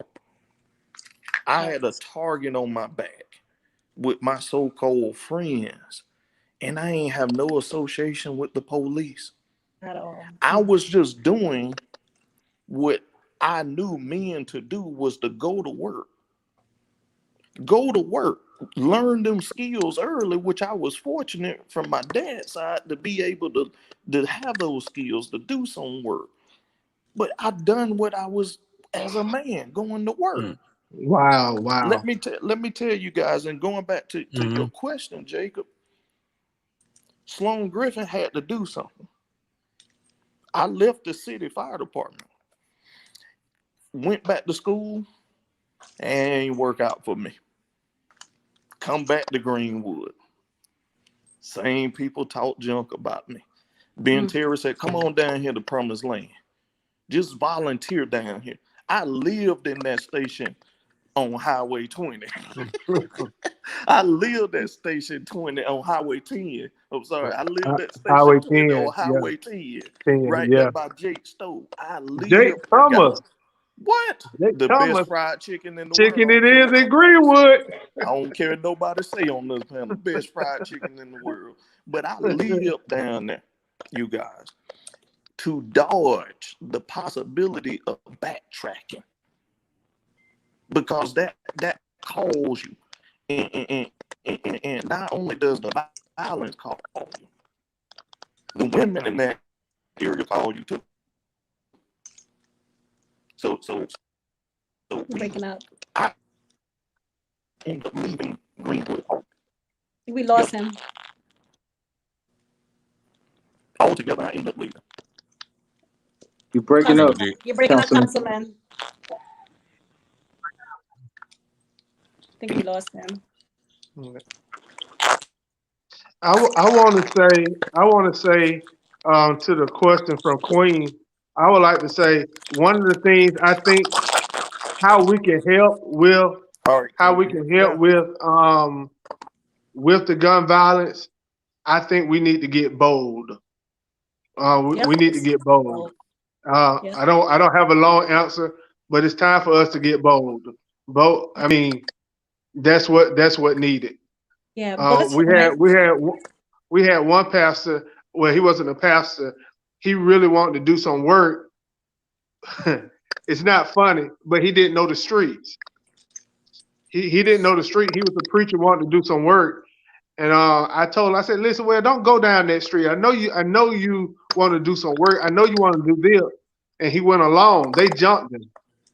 He was a preacher. They jumped him, and they took his money. You remember that? They took his money, what he had on him. Yeah. They beat him up and left him there, and they had to come get him. Wow. And so I want to say we need to be bold, but we also I'm not just going to walk in certain neighborhoods just because I have a heart for it. We gotta be smart. I want vision, but I don't want that type of pain to bring my vision. No. So No. we have to get with community leaders that's there, work with them, be bold, and then work our way into the community. And so I think that's one thing how we can help. Can I? I'm gonna add something. I know I broke up there, but the whole gist of what I was saying earlier was sometimes you got to leave familiar territory. Yeah, that's a boldness. Sometimes to do better, you got to leave that territory. Sometimes you got to get away from friends, and guess who else? Family.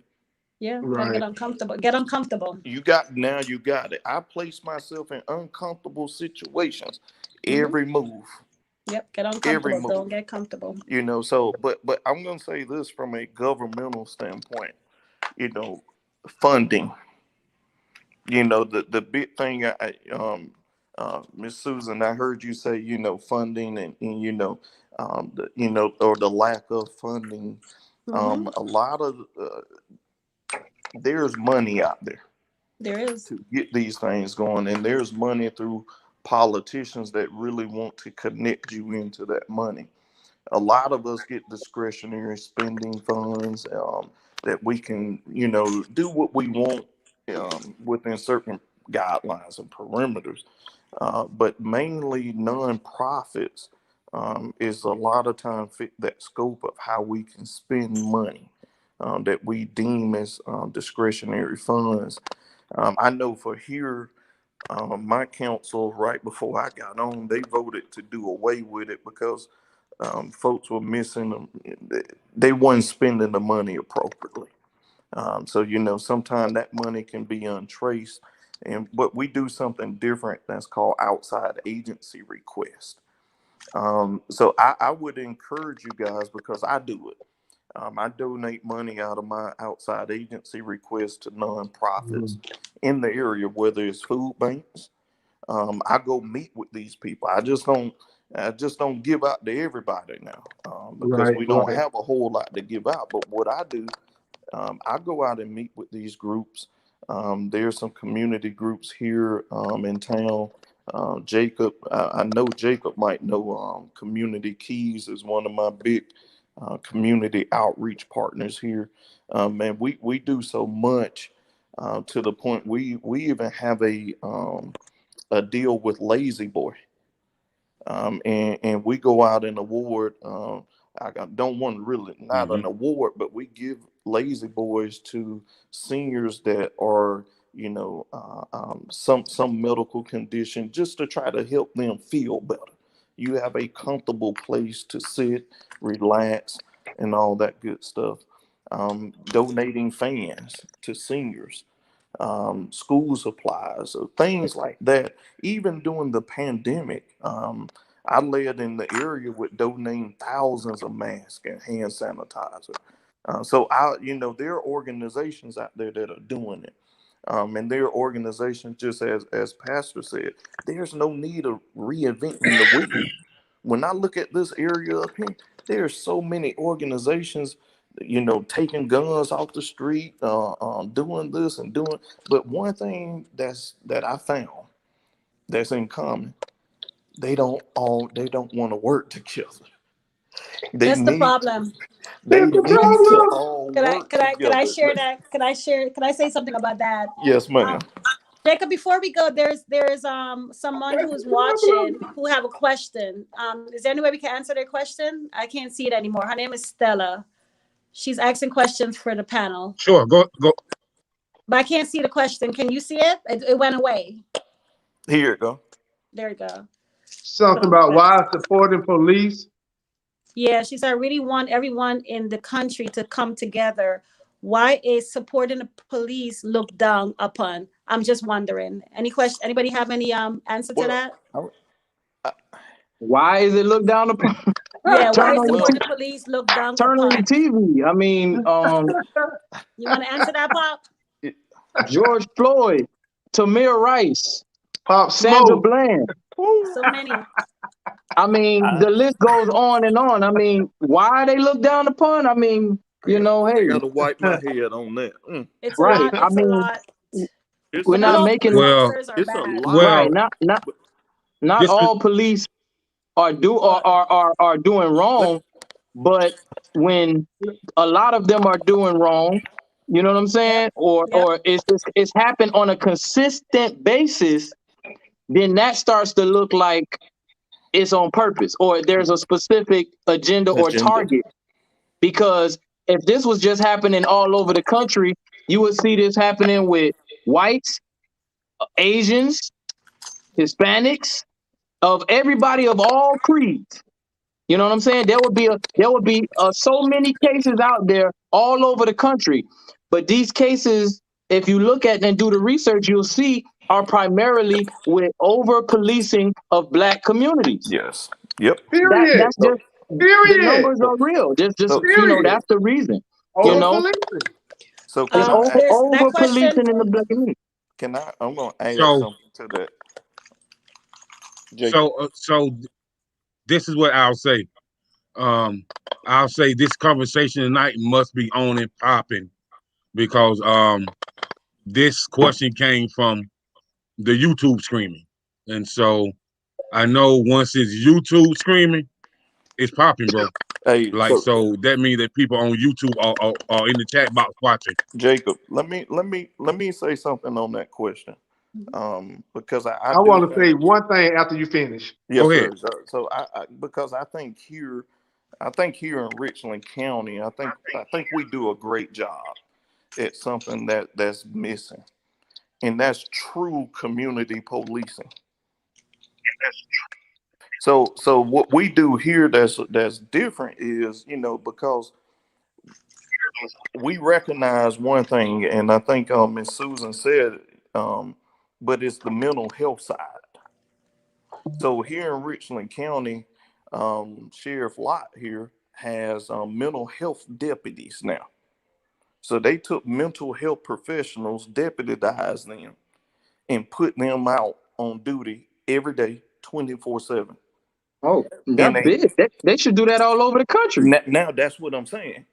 Now that's a form of de-escalation in the right way. Mm-hmm. They're Right. not showing up with 100 deputies when they realize the suspect them. So let me say when this came into play. There were 2 hotel incidents that happened where a guy was supposed to leave and check out. He didn't want to leave, and then he basically barricaded himself. Had a person in there with a gun. I don't want to leave. Normal response would be to bust in the door, tie. Guns blazing. Guns blazing, wild, wild west. Well, they recognized something after the first one. They got a mental problem or something. Is fear of them really leaving that room.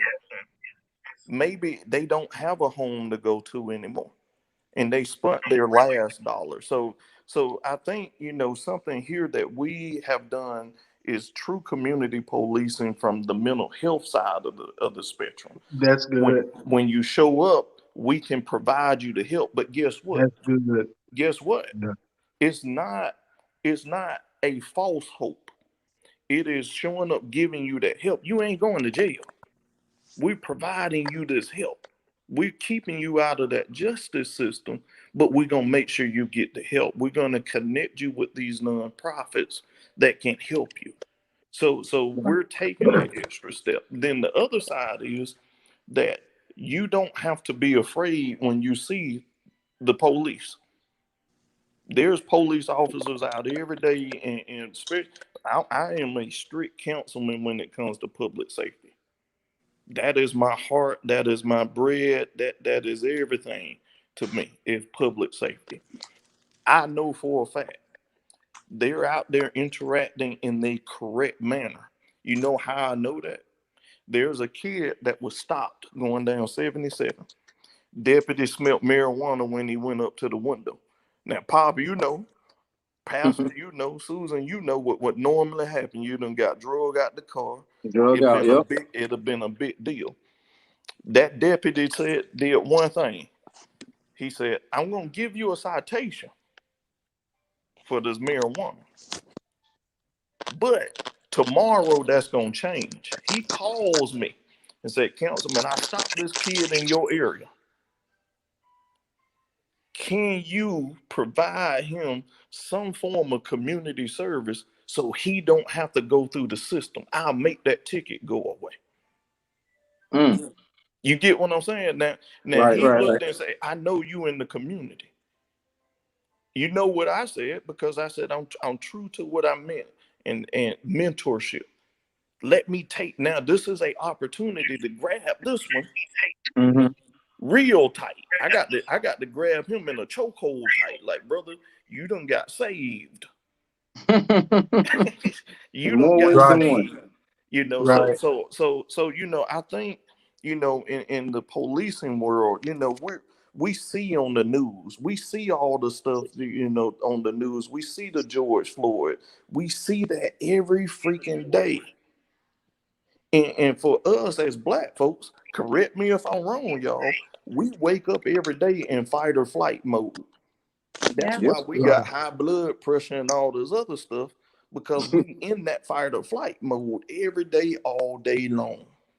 You know, Absolutely. so but there are good things going on, and there's some good programs out there that departments have in place, you know, to de-escalate things, and then too, there's a transparency piece that go in, even when it's not police related. Like we just had the Sand Hill incident with the soldier that shoved the kid from an altercation in the neighborhood. He told him to get out the neighborhood. He don't know Right. nothing. Right, right, right. You know, it made national news, Right. but as local elected officials, you know, we band together and said, look here, we want a full investigation. We don't want a half-ass investigation. We want a full investigation. And we meant that, because we're gonna, if you need funding, that's what we're there for. We're policy makers and funding makers. We're gonna get you what you need, but you got to be transparent with us. Let So me let me speak to that. I want to push back some, not in a negative way, but I do want to push back so we can bring some balance to this question. I think the young lady asked about trusting the police. It's hard to trust a system that wasn't set up for us it in the was first place. no, The police was never ever set up to help us. no, The police was set up to round us up To like round cattle. us up and catch us. Yeah. So here's the key. yeah, How can we, because the police are not going anywhere. And no. we don't want the police to go anywhere. We don't want the police, because we need somebody protecting us. But how can there be some transparency for the young lady? How can there be some trust? Let me tell you something. I'm going back to what Queen said, and I'm going right back to what Pop Smoke said. I don't mean to call you Pop Smoke, but you know, I just. But I want to go back. I want to go back to what you guys said, and you guys said something that hit the nail on the head. The one thing that I see, y'all said something about when there is murder on the street, the community got to speak up. How in the world are they going to solve these murders? I got to push back and say this. Children do what they see. Children do what they see parents do, or like Pop said, or the village. Our children are like this because what they see from us. Now, I'm going to take that over to the policing side. The code snitching did not come from the streets. We got to study that. Yes. The code snitching didn't come from the street. It came from leaders. Yes. It came from leaders, and it came from white leaders. They just didn't call it snitching. Right. They call it whistleblowing. Thank you. Yep. You got they call it whistleblowing. Do y'all know this ain't no rabbit trail, but when you said whistleblowing, it just made me think back to my study about the first black police officer. They wouldn't give them no gun. They'll give them a whistle. A whistle. So, but back to this. Police won't tell on each other. No. If we want transparency, if we want our kids to start trusting the law enforcement, and they said somebody was on a radio station here in Greenweod and said he was a police officer, and he said, we can solve some of these murders if they just talk. And I was just screaming in my car, no, you talk. No, you talk about that guy who's your partner in your car that would make an unlawful stop. Just say, man, leave it alone. No, you correct him in front of everybody, but they won't correct each other. We want transparency. We want our kids to trust the police, but they not showing trust. And we blame, and I may be different than anybody on this panel. I don't know, but I'm gonna say it anyway. A lot of people try to blame media and use media as a scapegoat. But before the cameras was there, before the newspaper was there, they was already killing us. They were. Yeah. Could I say something? Yeah. Sorry, not to throw you guys off. Okay. I wanted to get back to like gun violence because we jump into the policing now. You know what I mean? When we talking senseless gun violence. What if let me put it this way to you gentlemen. We're saying we don't like the police. The police is killing us. The police supposed to serve and protect us. We get that. That's why there's protests. That's why we fight. That's why we get angry when the police kill us. What about, let's say someone say to you, and I've said this myself, that our kids are out here killing each other way more than the police are killing us, right? What do you guys say about that when someone say, we're talking about the police killing us, we get angry, we protest, but when we kill each other, which we do it so much more, why are we not as angry and outraged and protesting and out here mad as hell when a 3-year-old is killed by a 15-year-old or 14-year-old young black child? Or, why are we not as angry as that? Well, let's get back to that. What do you guys say about that? Who's going to answer that? It's because in order to do that, it requires us to look at ourselves. Mm-hmm. And most of the time, we don't want to do that. Lack of accountability is huge in our community.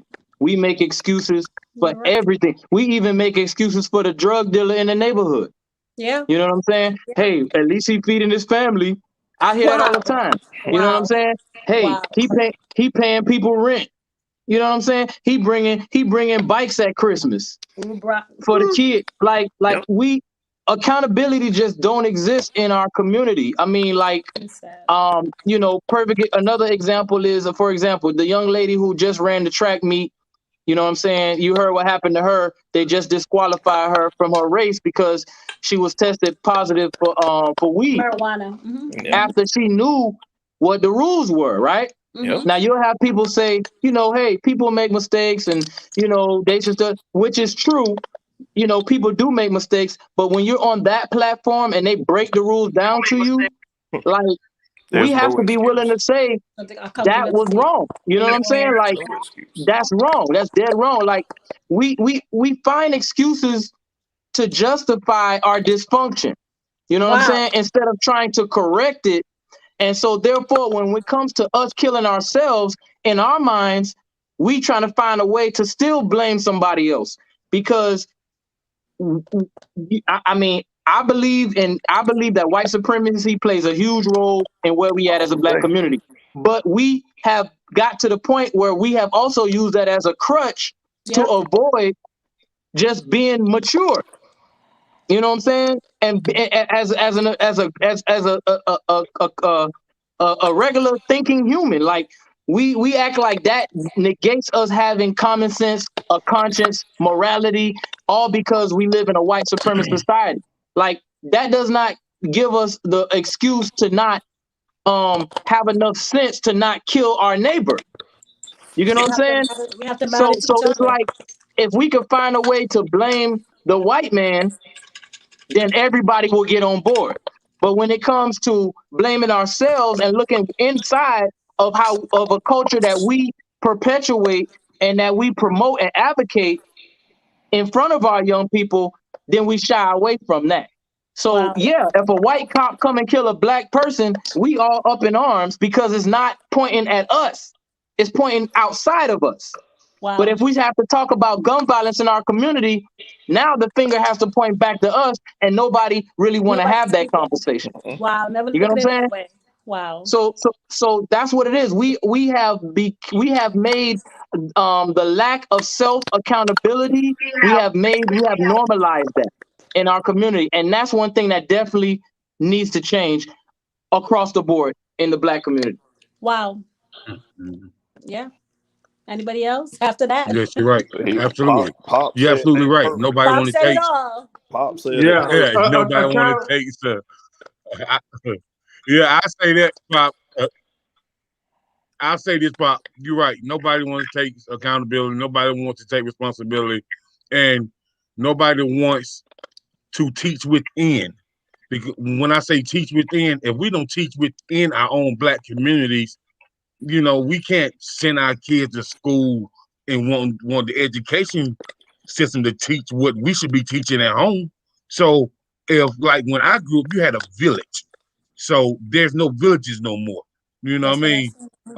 And so if we as men and women don't teach within the community,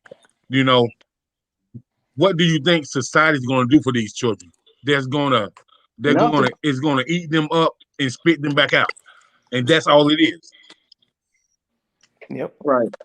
Yep. We need the same energy. We need that same Black Lives Matter energy when one of our babies gets shot down in the street. We need that same Black Lives Matter energy in our streets when one of our babies get killed by one of our own.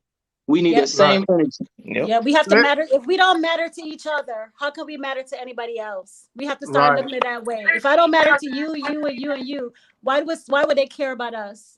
Right. I want to use this very broadcast to answer this question on the way I feel it. We have been on this broadcast an hour 46, almost an hour 47 minutes now, right? Oh, yeah. So I want you to think about this. Y'all just think with me right quick. I'm not making excuses, but I want to take it in this direction. It took us an hour and 47 minutes to get to this question. It's going to take us a while for us to get mad at killing each other like they have been killing us all their life since the 1508. It's going to take a while for us to get there. We are getting there, but we didn't even start the conversation off with this question. Why? Because we had to filter through so much. Yep. Wow. White supremacy is so thick. It's so thick, right, that we have to dig our way through and try to dig our way out to get back to us. Woo. Too many people, when they look at themselves, they don't even see themselves. And that's the problem. You don't see, when you look in the mirror, you don't see yourself. You look at an image that has been created for us. People think, do you know that the white Jesus image has almost murdered the church? So we have to filter through and dig through a lot just to get to back who we are as a people. Yeah, so when we kill each other, we're not going to be as upset because we're trying to filter through so much other stuff. My God. Yeah. And that's the reality for me that I see. Accountability is not a curse word. It starts with an A, but accountability to the Black man is a Z. Jesus. The R is an A. It's racism. So it's hard to get to the letter Z, which really is the letter A for us. So there's a lot that needs to happen with us. More broadcasts like this need to go forth so that we can talk to the kids and say, look, yes, it is bothering me that a lot of people say Black Lives Matter. If Black Lives Matter, then why y'all ain't protesting when somebody when y'all kill each other? That's because that ain't what it's for. That ain't what it's for. It wasn't created for that. No, it wasn't. It wasn't created for that. Black lives been mattering. We just had to use BLM to let you know that our lives matter. So I look at it like that, and we do have to be accountable. We have to be more aggressive and bold, like I said before. To one another, and I believe we are getting there. It take a long time to get out that cotton field, and we still have a cotton field mentality in our minds. Long ways to go. A lot of stuff to dig through. It's hard to get out of quicksand. Well, Well, I'm gonna say this. I want to echo that. well, I want to echo that with go ahead, Pastor sir. for a moment. This country was built on lies, and we're institutionalized and programmed to a lie. Everything that we see is a lie. We got statues, monuments up of a lie. Everywhere we look, Everywhere we look, anything we do, the history books we pulled out in school, it's hard to everything was preach a this lie. Bible. It's hard to break. It's I ain't hard to lying. break the. It's hard to break the bondage that exists in America. Everybody's under that lie. Even the white man don't got so deep in the lie. They believe the lie wholeheartedly to the point the kids come out with the lie. Wow. So it's there. But guess what? You talk about an awakening, knowledge. A lot of us are seeking that knowledge. A lot We of are. us have woke up. We're seeking that knowledge. Yeah. I'm around folks that they dig in this every day. I got some brothers they deep in it every day, and that they look at me. They do my 200,000-foot view to make sure I ain't stepping off a cliff somewhere. But we have to first understand that we are in a system of lies. We in a system of oppression. I want to say something else. I didn't want to break in because everybody's throwing some knowledge. But I'm a young guy. I will shut up and take in this knowledge because that's growth. But one thing that was created. A buddy of mine's put me on this. He said, "Do you know what the badge stands for?" And I said, The "Huh? badge, The police badge? badge, Yeah, slave patrol. slave patrol. Yeah. Yeah. So talking about the fear that we have, That's that what the stuff. clans wore. Yeah, that stuff is still in our bloodline. It's still there. That's why it was created. Slave patrol.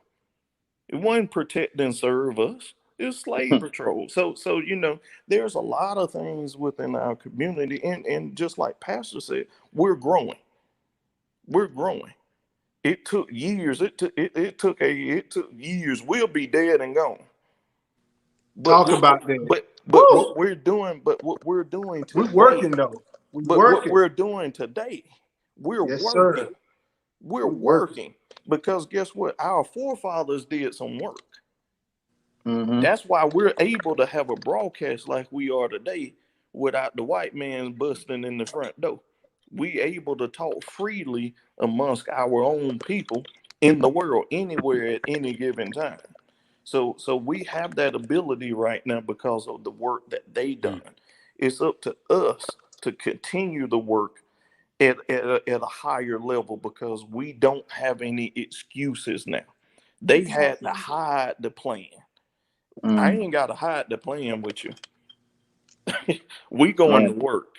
We're going straight forward. We're going to work as long as we got our people that would stand with us, the kids. This is our role is to secure their future. Absolutely. That's it. Absolutely. Gotta teach them their worth. They need to It's learn their about worth them. and how powerful they are. That's where Well, we're at. It's about the youth. well, my peoples. Jacob, Well, you're gonna have to do a well, part two, Jacob. well, my good peoples. We are definitely. I know. We are definitely over time, almost a whole hour, but it's been wonderful. It's been amazing. So we're gonna get ready to get out of here, and I definitely thank everybody that came on and shared and educated and embraced and uplifted, man. I'm so honored, and like I said, we blessed by the best, man. Absolutely. The best is yet to come. And Yes, sir. Miss Susan, Queen Yes. Susan, Queen Kennedy, I salute you. Thank I you. salute you. Your organization is one in a million. I think you might be Aaliyah's godmama. For real, for real. Thank you. Because you definitely Could one I in a say million. one thing And really so quick that I didn't? we will Jacob, definitely be in touch.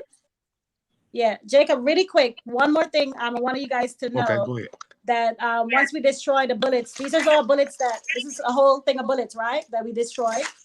The gunpowder comes out, and we replace the gunpowder with a scripture, with a Bible scripture goes into the casing as we create the bracelet. So just know, so we take the gunpowder out and replace it with something positive. If you're not Christian, you can put just something positive that we allow the kids to write something they want to change about themselves, and they place it in the casing, and they get to wear that knowing that it's a life saved with something positive. There's a lot that goes into the movie. You guys just follow Bullets for Life and see what we do. Follow me on Facebook, Susan Bullets. Instagram is Bullets for Life, and really see what this movement is about. Can I say one thing real quick? Quick. I'll be getting with you. I'm sorry. Go ahead, my brother. Thing I want to say one thing real quick to the whole panel. I don't know if y'all have something to write with, but write this down. And this is really for Queen because her vision is so great. But please write this down. It's a movie called The Lord of War. It's by Nicolas Cage. The Lord of War. I don't want to tell you about it. You don't have to watch the whole thing. But Queen, have you ever seen that movie? I heard of it. I don't remember seeing it though. Okay. Queen, let me tell you, get ready to shout tonight, okay? Because I want, before y'all go to bed, just look up The Lord of War and watch the first 10 minutes. It may not even be 10 minutes, maybe 5 minutes. You're going to see what I am talking about because you are absolutely amazing. Thank you. Thank you. You You are movie material. Oh, wow. I see greatness. I see greatness in your life, and I see Bullet for Life going to the next level. So I don't know if y'all want to watch it. Just watch 10 minutes of it before y'all go to bed tonight because I'm going to rewatch it because when I first saw the first 5 minutes of the movie, it was on DVD, I kept rewinding. And I'm not lying. I think I rewinded about 10 times. We're watching it tonight, right now. Peace. Yes. Thank you. Thank you guys so much. Pop Smoke, what's your information, bro? Hey, thank y'all so much for having me, man. Y'all can follow the movement at IceSquadENT.com. We changing the game from the inside out. If y'all up there got anything going on where that's catered to the youth and you want to put them in front of some positive hip hop entertainment where they can have a great time and be filled and inspired at the same time, then Ice Squad is who you want to holler at.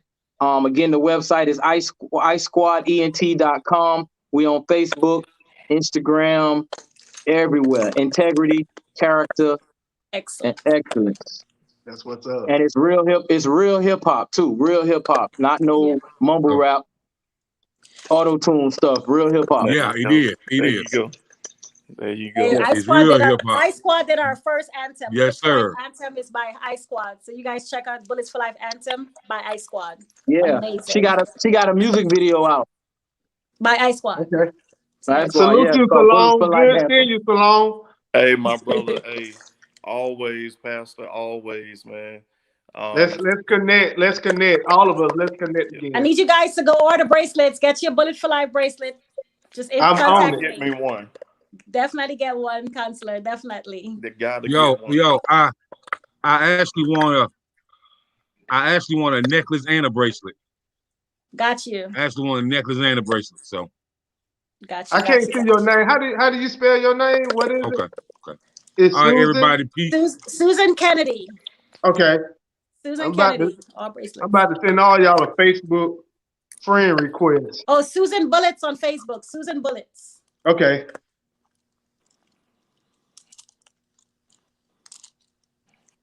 All right. Hey, Jacob, make sure you tag everybody in this video so we can follow each other. Yes. Oh, yeah, that's the easy way to do it. Yeah, Jacob, you do that. I sure will. I do it right now. Hey, it's past my bedtime, guys. We got listen, I love all of you. love all of you. This was great. Thank you. Jacob, Thank you guys so much. Thank you for speaking life into Bullets for Life. Thank you. Peace. Great conversation, guys. Y'all have a blessed night. Have a great. You as well. Peace.